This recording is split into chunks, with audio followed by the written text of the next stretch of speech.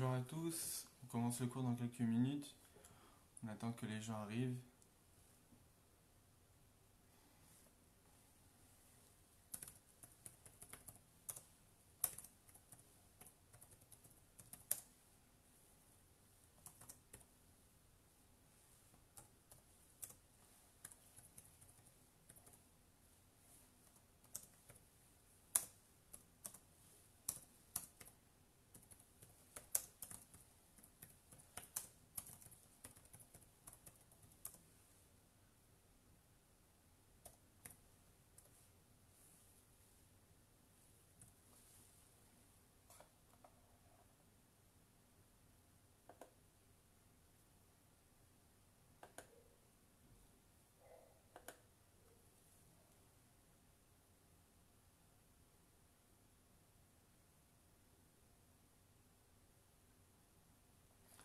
Salut Yanni.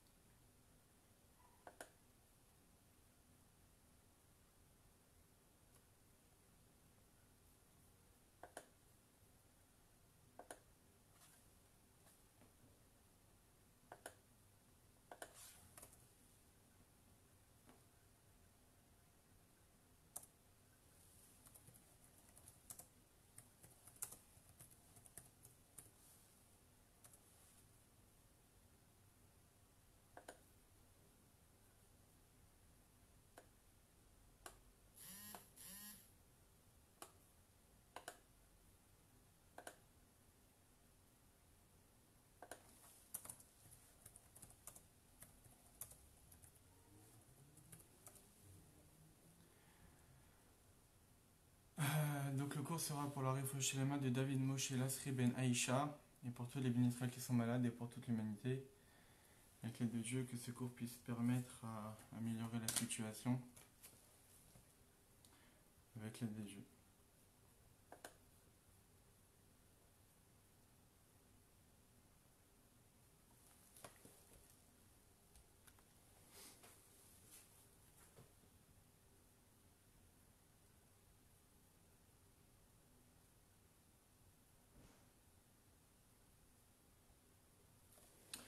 Alors,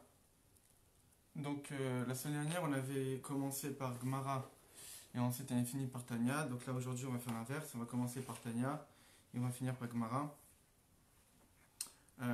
Donc la semaine dernière on avait fini le Perek Aleph de Egeret Teshuvah. Là on va commencer le Perek Bet avec l'aide de Dieu. Donc regardez dans les liens que j'ai envoyés pour avoir le support. Donc il y aura le support du Perek Bet de Egeret Teshuvah. Alors, un petit récapitulatif du Perek Aleph. Donc en fait dans le Perek Aleph on avait vu que on avait fini le Perek Aleph en voyant l'avis de l'Admor HaZaken concernant le Ta'anit. Et donc l'Admor HaZaken nous avait expliqué que le Ta'anit ne fait aucunement partie de la Teshuvah. Le Ta'anit c'est quelque chose qui est autre que la Teshuvah. Et donc en fait le chapitre 2 va nous expliquer quelle est l'utilité en fait du jeûne. Il semblerait que le jeûne ne fait pas partie de la Teshuvah. Le jeûne ne permet pas en fait aux juifs de réparer une faute ou d'éviter de ne pas être punis d'une faute transgressée. Ça c'est le travail de la Teshuvah. Il semblerait que dans le Perek Bet, l'Admor HaZaken en fait va nous expliquer que le Ta'anit, oui évidemment qu'il a une utilité, mais cette utilité ne sera l'utilité que le jeûne va apporter n'aura d'effet qu'après le travail de Teshuvah. Le jeûne ne remplace pas du tout la Teshuvah, le jeûne ne fait même pas partie de la Teshuvah. Le jeûne va apporter un plus que peut-être la Teshuvah elle-même ne serait pas capable de faire. Évidemment, on verra au fur et à mesure des chapitres car en fait l'Admorazaken conclura que le jeûne peut être remplacé par autre chose dans ces dernières générations, qui est en fait la tzedaka. Donc, au tout début, l'Admorazaken va nous expliquer qu'en fait les jeûnes remplacent les sacrifices. Que en fait les sacrifices, à l'époque du Beth Amikdash, on offrait les sacrifices pour avoir une kapara, un rachat des fautes bien plus élevé, comme on le verra clairement dans le texte même du Tanya, car en fait c'est une kapara l'ifna Hashem de devant Akadosh Baruch Hu. On va essayer de comprendre qu'est-ce que ça signifie d'avoir ce rachat de l'âme, cette réparation de la faute devant Akadosh Baruch Hu. Et on voit, la Dourazakel ensuite va nous rapporter plusieurs enseignements on voit que certains chachamim ont institué de faire des jeûnes, même pour des choses a priori qui ne sont pas si graves. Une personne a transgressé, a fait une petite erreur, et pour autant on voit que certains chachamim se sont imposés des jeûnes, même de nombreux jeûnes consécutifs, pour juste réparer quelque chose qui semblerait pas si grave et assez anodin. Et deuxièmement, à la fin, à la fin du chapitre, l'Admorazaken va nous parler que le jeûne est une sgoula extraordinaire, apporte quelque chose pour le dévoilement même de la volonté de Dieu pour le juif. Donc on commence le Perek Bet, au tout début.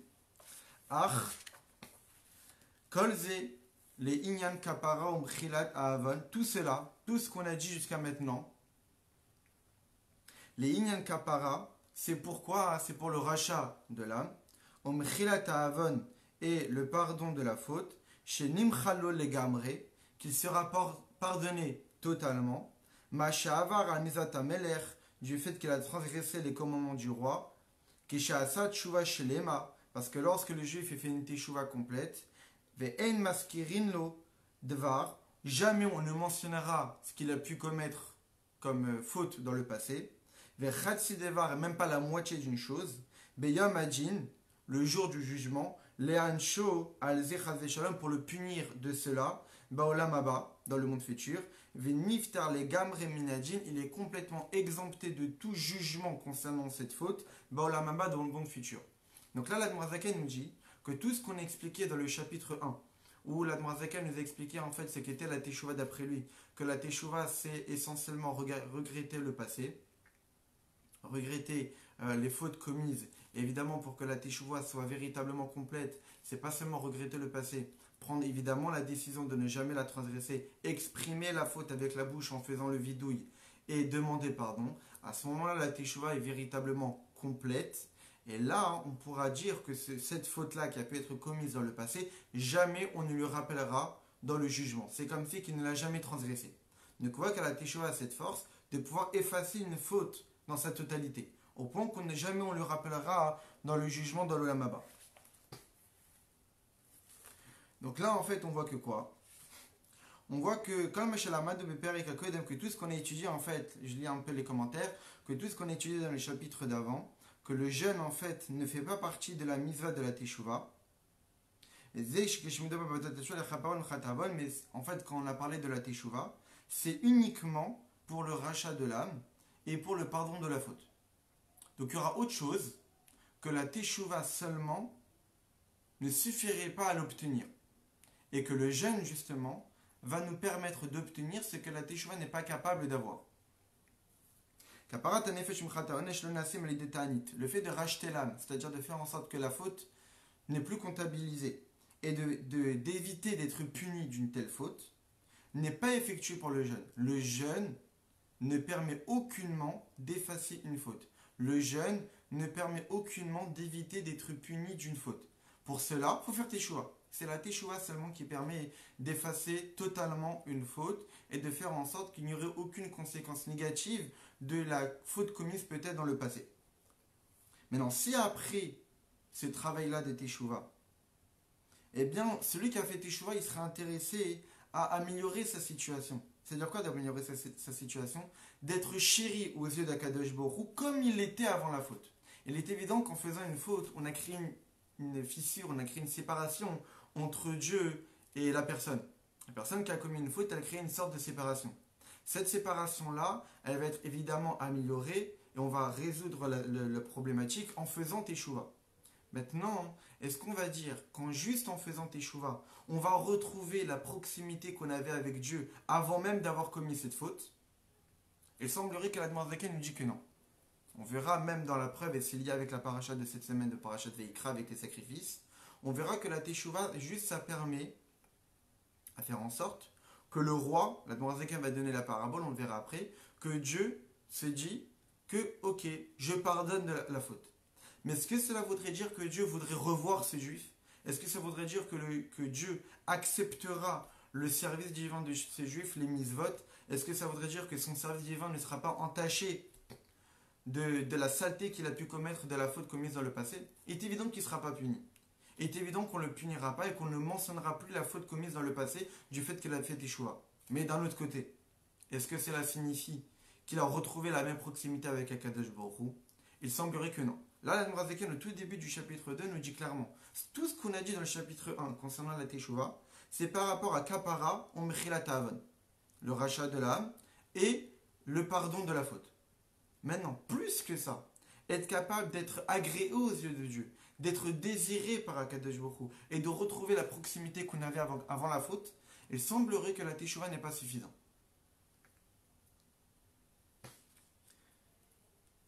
Très bien. Ensuite, donc on voit que grâce à la Teshuvah, la Nourazaken nous dit Shinim Chalol Legamre, qu'il a été pardonné totalement. Qu'est-ce que ça veut dire? Une Teshuvah complète, comme on l'a expliqué dans le chapitre 1, c'est une Teshuvah en fait qui permet de transformer les fautes transgressées volontairement en fautes transgressées involontairement. C'est enseigné comme ça dans un texte des Chachamim que lorsque Chavé Shalom, que Dieu nous en préserve, un juif transgresse un interdit volontairement, et bien lorsqu'il fait Teshuvah, il est capable de transformer cet interdit bémézide qu'il a pu transgresser volontairement, comme si qu'il avait en fait transgressé involontairement. Donc la Teshuvah fait basculer la faute, plus comme étant un acte volontaire, mais comme étant un acte involontaire. Mais est-ce que ça voudrait dire qu'il n'y a même plus de faute, qu'il n'y a même plus de tâche, qu'il n'y a même plus de saleté? Non. Puisqu'on voit bien qu'il reste quand même quelque chose. On voit bien que c'est quand même considéré comme étant une faute involontaire. Donc il manque encore quelque chose à réparer. Très bien. Mais puisque donc ces interdits-là n'ont pas été transformés de manière à être des mérites, cela signifie qu'il reste quand même encore du mal de la vera qu'il a pu commettre dans le passé. Et donc, il est nécessaire que le fauteur, que ce fauteur-là, la Gdish Od Mamatsim le Safim d'encore produire d'autres efforts pour pouvoir être agréé aux yeux de Dieu et de retrouver une stature, une proximité avec Akadosh Baruch Hu comme s'il n'avait jamais fauté de sa vie. Pour cela, il faut faire quelque chose en plus. Donc on voit que la Teshuvah permet de faire en sorte que la faute volontaire bascule dans un domaine involontaire. Et donc, puisque c'est involontaire, il n'y a pas de quoi le punir. Il n'y a pas de quoi mentionner cette faute-là lors du tribunal Ba'olam Haba.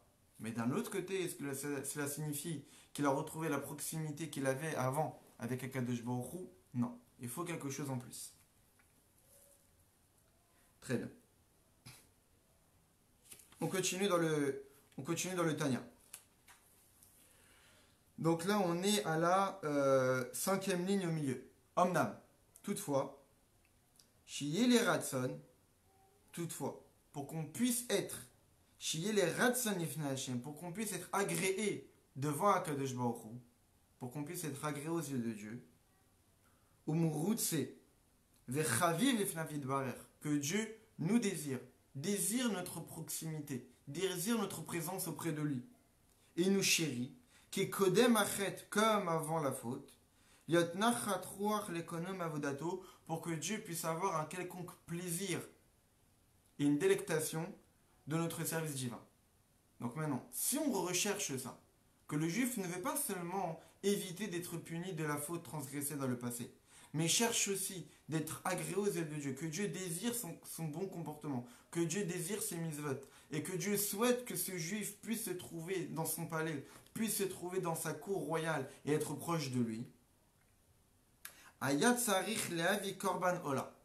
Pour cela, il était nécessaire d'apporter un sacrifice, un holocauste, un Korban Ola. Comme on le voit en fait dans la paracha de cette semaine, paracha de Veikra, on voit explicitement dans la Torah que si on veut être miroutse, si on veut être agréé aux yeux de Dieu, retrouver une proximité avec Dieu, alors il était nécessaire d'offrir un sacrifice.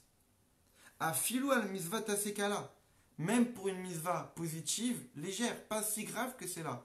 Un juif, imaginons qu'il n'a pas fait Kriyat Shema du soir, eh bien, s'il a envie de retrouver la proximité qu'il avait avec Dieu avant d'avoir fait cette erreur de ne pas avoir fait le schéma du soir, il était nécessaire d'offrir un corbanola, un holocauste pour cela. Mais on ne pouvait pas se suffire seulement de la Teshuvah. Il était nécessaire de faire quelque chose en plus. Quel était ce plus? Offrir un sacrifice de Hola. Chez Enba Karet, au Mitad Bejin, ici on ne parle pas d'une faute extrêmement grave. Il n'y a ni d'être passible de la peine capitale, ni même d'être passible du retranchement, juste une personne qui n'a pas effectué une misva positive, pour pouvoir retrouver la proximité avec Dieu qu'il avait au préalable, il était nécessaire d'offrir un sacrifice. Kemo chez Darshur Hazal, comme les Chachamim nous l'expliquent, Betorat Kohanim, dans le Midrash, al pasuk venir tsalo, tu seras agréé. Comme c'est marqué dans la Gemara, après on va expliquer, comme cela a été expliqué dans la Gemara au premier chapitre du traité de Zvachim, que le sacrifice de Ola, l'Holocauste, permet de réparer une misvat assez qu'on n'a pas pu commettre malheureusement. Comme je donne l'exemple, quelqu'un qui n'a pas mis les tefilines, quelqu'un qui n'a pas mis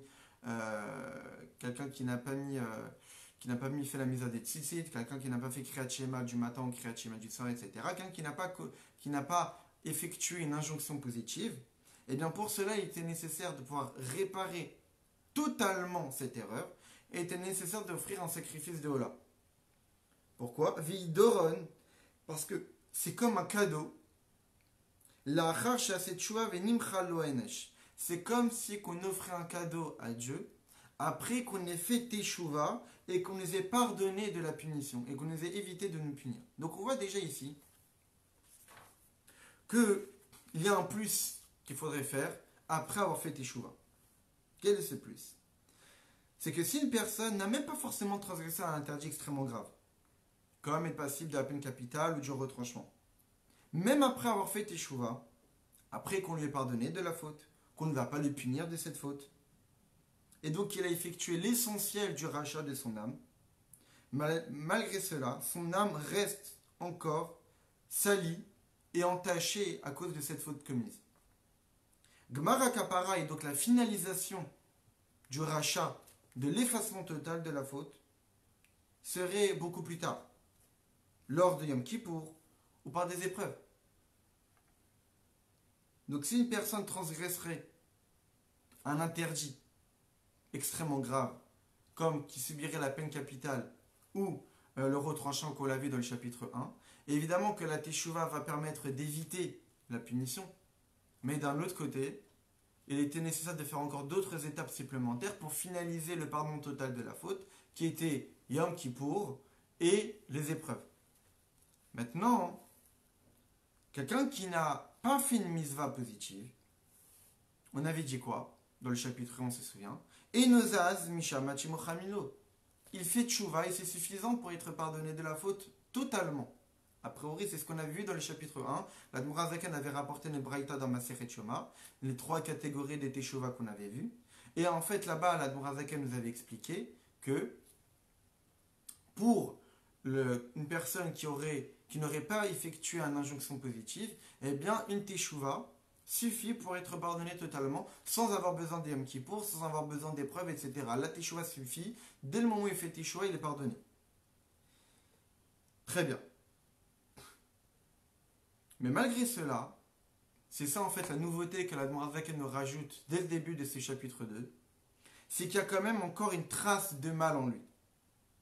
Du fait qu'il n'a pas accompli cette mise-en.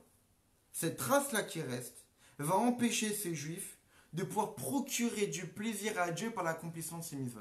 C'est-à-dire que lorsqu'une personne a fait une erreur dans sa vie, il n'a pas mis les tefilines, ou il n'a pas fait Kriyat Shema, etc., donc il n'a pas fait un commandement positif, c'est vrai qu'il a fait Teshuvah, donc on ne le punira pas pour cela. Jamais on va mentionner cela dans le Olam Haba. Très bien, il a effacé totalement la faute. Seulement, il reste quand même une trace. Il reste une trace dans son âme.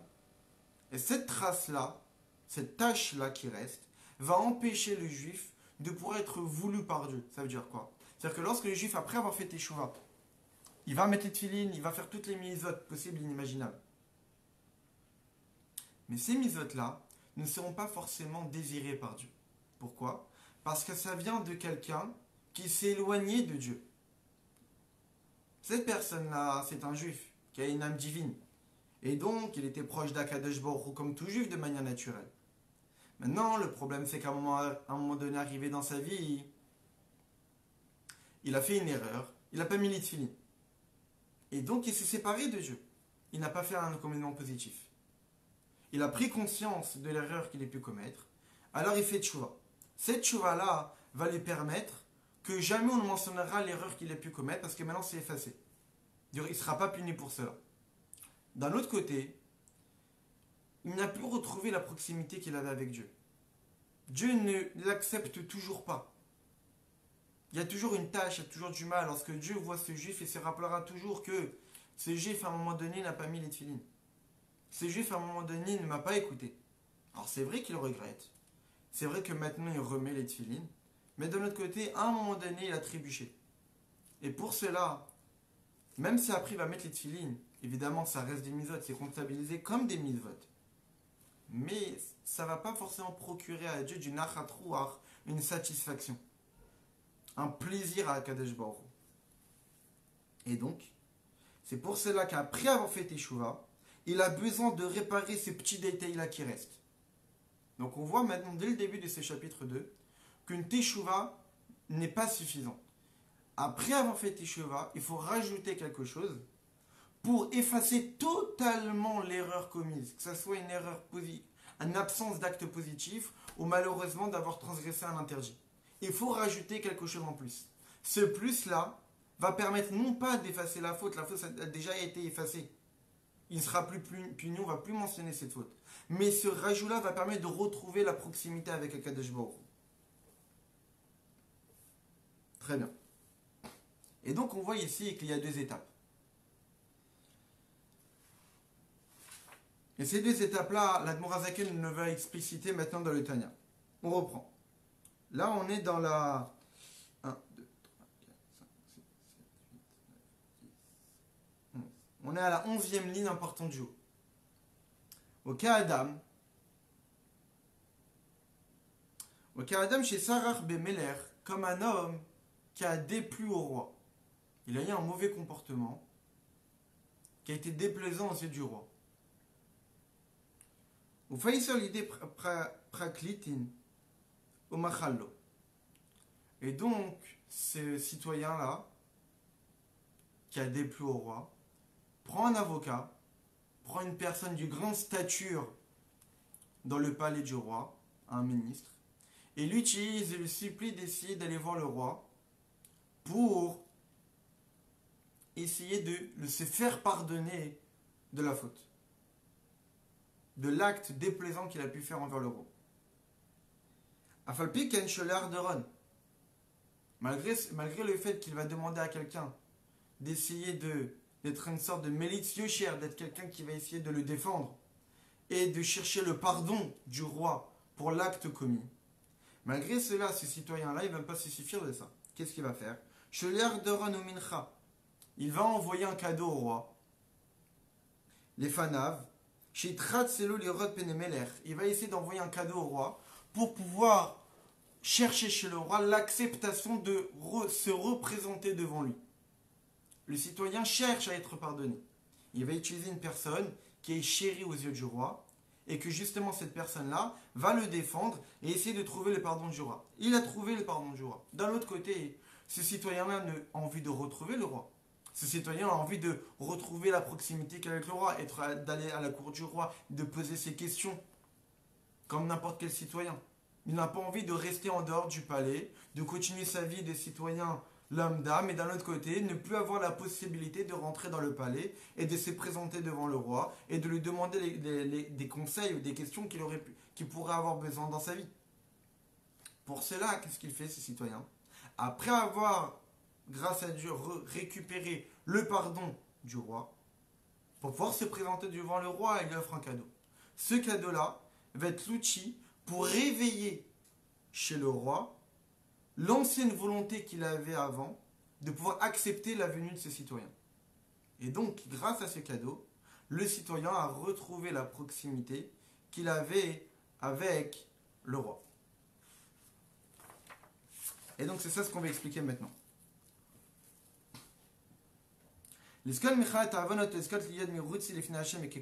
Pouvoir mériter le pardon total des fautes et aussi mériter d'être voulu aux yeux d'Akadosh Baruch Hu comme on était avant la faute. Et donc de retrouver une situation comme si on n'avait jamais fauté de toute notre vie. Ça, ce sont deux étapes dans le service divin.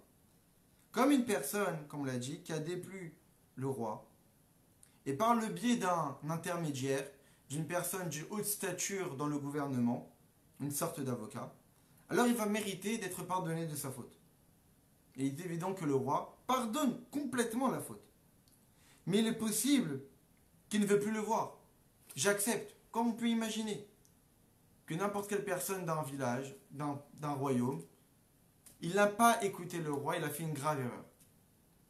Cette personne-là va s'excuser, va se mettre par terre à genoux, va se prosterner devant le roi, et va même utiliser des avocats pour essayer de se défendre. Et le roi accepte la défense. Le roi pardonne, mais lui dit, je te pardonne, mais je ne veux plus te voir. Et donc cette personne-là, il sera obligé de quitter le palais. Il n'aura plus la possibilité de se représenter devant le roi. Maintenant, ce citoyen, lui, ce qu'il veut. Il ne veut pas rester dans cette situation-là.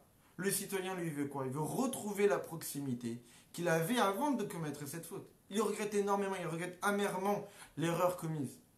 Et lui, il veut retrouver la proximité qu'il avait avant. Il pouvait parler au roi. Le roi lui répondait, le roi lui conseillait, le roi lui donnait de l'argent nécessaire pour subvenir à ses besoins, etc. Lui, il veut retrouver cette proximité. Il ne veut plus être un citoyen chassé du palais et continuer à faire sa vie de son côté sans avoir le mérite de voir le roi. C'est pour cela qu'après avoir été pardonné de la faute, et donc il ne serait plus puni,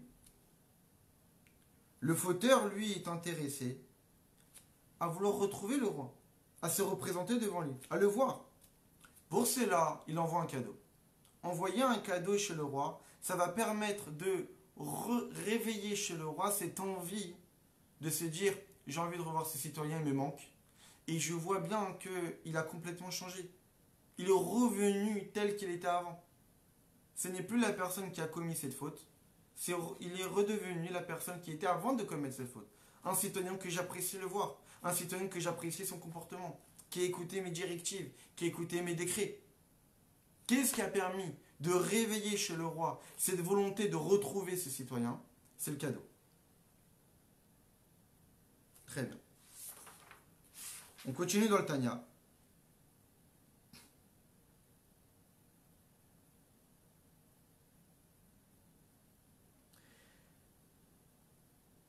D'abord, on va continuer encore d'expliquer. Donc, on voit il y a un verset dans notre paracha qui nous dit « Venir tsalo, il sera voulu, il sera agréé ». C'est-à-dire, après avoir offert le sacrifice de Hola, que lorsqu'une personne, en fait, il n'avait pas accompli une mitzvah positive, eh bien, il devait offrir un sacrifice de Hola pour justement venir tsalo, de retrouver une sorte que Dieu puisse agréer sa proximité et de se dire que maintenant j'accepte que ce juif puisse se représenter devant moi. Évidemment que ce sacrifice n'était offert qu'après avoir effectué Teshuvah. Le sacrifice n'a aucune utilité si la Teshuvah n'a pas été effectuée. Comme c'est marqué dans la Torah, dans notre paracha, et le juif qui offre le sacrifice déposera ses mains sur l'animal, venir tsalo lechaper alav, et il sera agréé pour pouvoir être pardonné. Donc le korban de Hola, le sacrifice de Hola, il est là pour être agréé. Pour une personne qui aurait transgressé une injonction positive. Et comme les Chachamim le disent, venir tsalo, qu'est-ce que ça veut dire? Alma ou merat tselo, à quoi sert cette agrégation de Dieu? Et Thomas a créé Tomita Bidjin, Omita Bideshamay, Mumalkot, Arianchan Amour. Donc en fait, le fait que Dieu le désire, que le fait que cette personne puisse être agréée, c'est on ne parle pas de choses extrêmement graves qu'il a pu commettre, même quelque chose d'assez anodin qui est de ne pas avoir mis ses tefilines un jour, de ne pas avoir fait le Kriyat Shema le matin, ou Kriyat Shema le soir, de ne pas avoir fait la mise des tzitzit. Pour cela, eh bien, il est nécessaire d'offrir ces sacrifices. Et ça, d'être agréé aux yeux de Dieu, c'est de se dire que maintenant le juif retrouve la situation qu'il avait avant. Et donc, ce hola, là, ce sacrifice-là, est considéré comme étant un cadeau, mais un cadeau seulement après avoir fait Teshuvah. Dans la Gemara, dans ma Masechet Zvachim, eh bien, il y a Rava qui nous dit hola doroni. Ce sacrifice de hola est considéré comme un cadeau. Echidame, à quoi ça ressemble? Ideleka tshuva, zvareshaim toeva. S'il n'a pas fait Teshuvah, zevar reshaim toeva. Donc un sacrifice d'un mécréant, c'est une abomination aux yeux de Dieu. Quelqu'un qui offrait un sacrifice pour être pardonné d'une faute, mais il n'avait pas fait Teshuvah au préalable, le sacrifice était une abomination aux yeux de Dieu. Et donc, comme l'Admor Zaken va l'expliquer après, qu'évidemment qu'aujourd'hui nous n'avons plus les sacrifices, il va expliquer qu'aujourd'hui ce qui remplace les sacrifices, c'est le ta'anit, c'est le jeûne. Il va expliquer plus tard, beaucoup plus tard dans les chapitres, c'est que ce qui remplace le ta'anit aujourd'hui, parce qu'on est fait pour pouvoir s'imposer des jeûnes, c'est la tzedaka. Mais d'un autre côté, comme le sacrifice, et donc comme le jeûne, et donc comme la tzedaka, c'est considéré comme étant une abomination aux yeux de Dieu s'il n'y avait pas une teshuvah au préalable. Quelqu'un qui s'impose des jeûnes pour juste s'empêcher de manger ou de boire, sans faire aucun effort de teshuvah, de regretter le passé et de se dire qu'à partir de maintenant je change complètement mon comportement, il est évident que son jeûne aux yeux de Dieu n'a aucune valeur. Comme le sacrifice. Zevar reshaim toeva. Un sacrifice d'un mécréant, c'est une abomination aux yeux de Dieu. Avant même de m'offrir un sacrifice, avant même de te présenter devant moi, parce que c'est offrir un sacrifice, c'est se présenter dans la cour royale pour retrouver la proximité. Mais comment tu peux te présenter devant moi en m'offrant un cadeau alors que tu ne m'as même pas demandé pardon pour l'erreur que tu m'as fait hier ou avant-hier, etc. Ça n'a pas de sens. Comment peut-on se présenter devant le roi en offrant un sacrifice si on n'a même pas demandé pardon, si on n'a même pas regretté, si on n'a même pas pleuré, si on n'a même pas pris la décision de changer notre comportement? C'est quelqu'un qui va offrir un cadeau au roi, mais il va sortir, il va continuer à mal agir. Ça n'a pas de sens. Zeva Reshaim Toeva, un sacrifice d'un mécréant, c'est une abomination. Et Rava continue, Veideika Teshuvah. Maintenant, s'il fait Teshuvah, Atania Avar Amizatase Veshav, et donc, s'il a transgressé une injonction positive et il fait Teshuvah, il sera pardonné immédiatement. Et la Shema Minadoroni, seulement on en déduit de là que le hola qu'il a offert après, c'est un cadeau. Un cadeau qui sert à quoi? Comme dit Rashi, hola doroni, enaba alechaper alase. Ce cadeau-là ne vient pas réparer la faute. Le sacrifice qu'on offrait ne venait pas réparer la faute, la réparation, l'effacement d'une faute au point de ne plus être puni par rapport à l'acte commis dans le passé, c'est la teshuvah qui permet d'acquérir cela.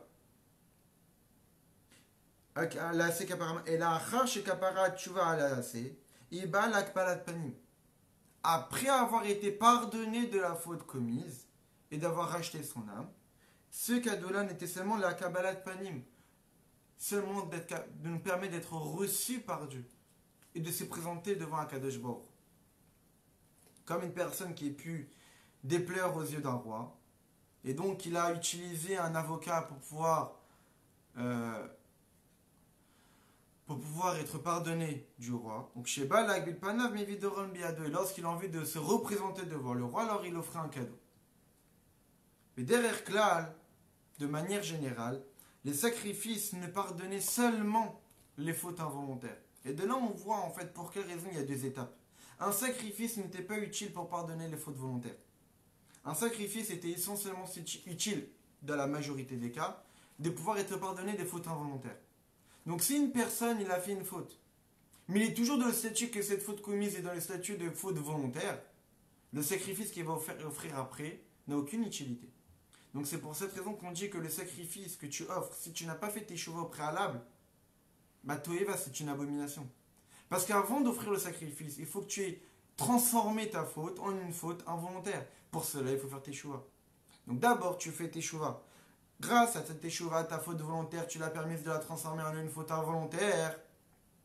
Et donc, tu es totalement pardonné de la faute. Jamais on la mentionnera, ni dans ce monde, ni dans le monde futur. Et que tu ne seras aucunement puni par rapport à elle. Mais si tu as envie de retrouver la proximité avec Akadosh Baruch Hu, alors là, tu pourras offrir le sacrifice. Et donc, retrouver la possibilité de te présenter devant le roi qui est Dieu. Après ça, tu peux offrir l'Holocauste. Sur cette faute involontaire, puisque maintenant le volontaire a été transformé en étant involontaire. Et donc, mériter un pardon beaucoup plus élevé. Grâce à Teshuvah, tu as été pardonné, tu as effacé les saletés qui auraient pu se trouver dans ton âme de la faute commise dans le passé. Et grâce au sacrifice, tu mérites un pardon, une réparation encore beaucoup plus élevée, beaucoup plus fine, qu'est-ce qu'on appelle Kapara Shilifna Hashem, un pardon de devant Dieu. C'est un pardon que grâce à elle, tu vas pouvoir procurer à Dieu une satisfaction de tes actes. Avant le sacrifice, quand tu continueras à faire des mitzvot, même si tu as fait Teshuvah, tes mitzvot ne seront pas véritablement agréés par Dieu. Ils ne procureront pas vraiment ce qu'on appelle un nachatroir, une satisfaction, un plaisir à Kadosh Baruch. Pour cela, il faut que le roi ait envie de te revoir. Donc pour cela, il faut que tu offres un cadeau avant. Tu ne peux pas te présenter devant le roi, sachant par rapport à ce que tu avais fait dans le passé. Alors c'est vrai que tu as demandé pardon. C'est vrai que tu regrettes, c'est vrai que tu as fait Teshuvah. Mais d'un autre côté, tu ne peux pas te présenter comme ça devant le roi sans amener quelque chose avec toi. Pour essayer de retrouver cette chaleur qu'il y avait entre toi et le roi. Toi et Akadosh Baruch Hu. D'où la nécessité d'offrir un cadeau, qui est le sacrifice. Très bien.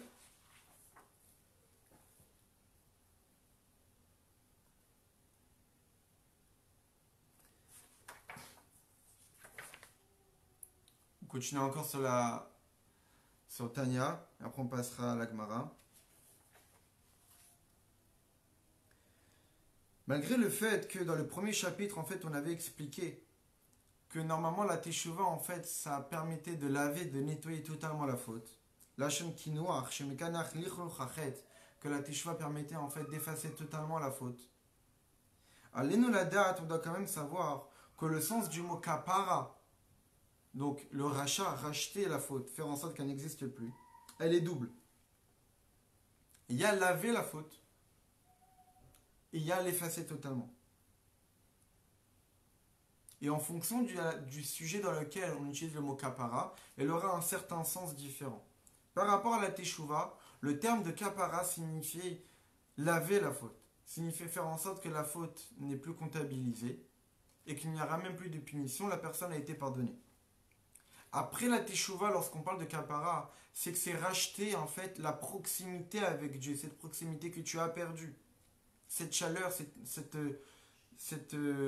ce désir que Dieu avait de te voir, tu ne l'as plus.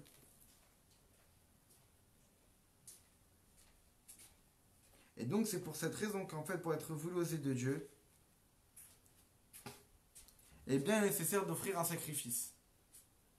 לא רק קורבנו אלא אף קורבנות אחרים, וכמו שכתוב תמימי לרצון, לכן בשעה שחז"ל אומרים שהעולם מכפר על וכן התורה שקוראת העולם ונחצה לו לכפר עליו, אין הכוונה לכפרת הנפש וקינוחה, פעולה הנעשית על ידי תשובה, אלא לכפרה לפני השם להיות נחת רוח לקונו מעבודתו. Donc c'est pour cette raison que dans tous les textes de la Torah, ou quand dans la Torah et dans les textes des Chachamim on nous dit qu'en fait que lorsqu'un juif offrait un sacrifice, il permettait ainsi d'obtenir la kapara, on ne parle pas ici du rachat d'une faute. Racheter une faute, faire en sorte que la faute n'est plus comptabilisée, cela ne s'obtient que par la teshuva et uniquement par la teshuva, une teshuva sincère qui provient du profond même, de la profondeur même du cœur, de l'essence même de l'âme, où la personne regrette, ne veut plus recommencer, il devient une nouvelle personne, il exprime véritablement sa faute dans ses mots et il prend la décision de ne plus jamais la commettre. Lorsque les Chachamim et la Torah nous parlent de kapara par le biais d'un sacrifice, on ne parle pas d'effacer la faute, on parle de récupérer la proximité qu'on avait avec Kadosh Baruch Hu, ce plus-là. Et ce plus-là n'est possible qu'après avoir fait Teshuvah. Un sacrifice offert sans avoir fait une Teshuvah préalable n'avait aucune utilité. Comment peut-on se présenter devant le roi en offrant soi-disant un cadeau alors qu'on reste toujours avec cette tâche, avec cette saleté de la faute qu'on a pu commettre dans le passé?